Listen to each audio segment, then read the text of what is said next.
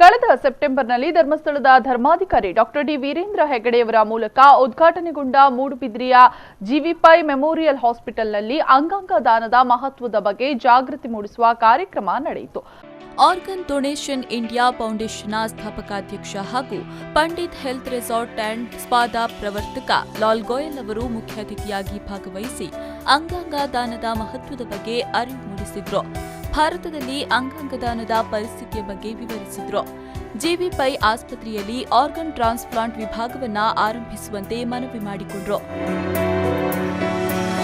ಈ ಸಂದರ್ಭ ಮೂಡಬಿದ್ರೆ ಕ್ಷೇತ್ರದ ಮಾಜಿ ಶಾಸಕ ಕೆ ಅಭಯ್ ಚಂದ್ರ ಜೈನ್ ಅವರು lgoyal ಅವರನ್ನ ಅಭಿನಂದಿಸಿದ್ರು.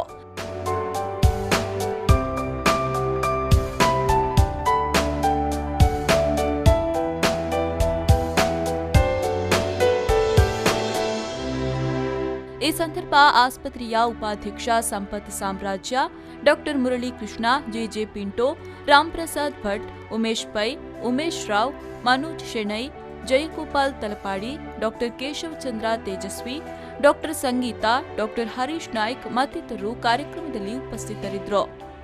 Bureau report V4 News 24/7 Mangaluru.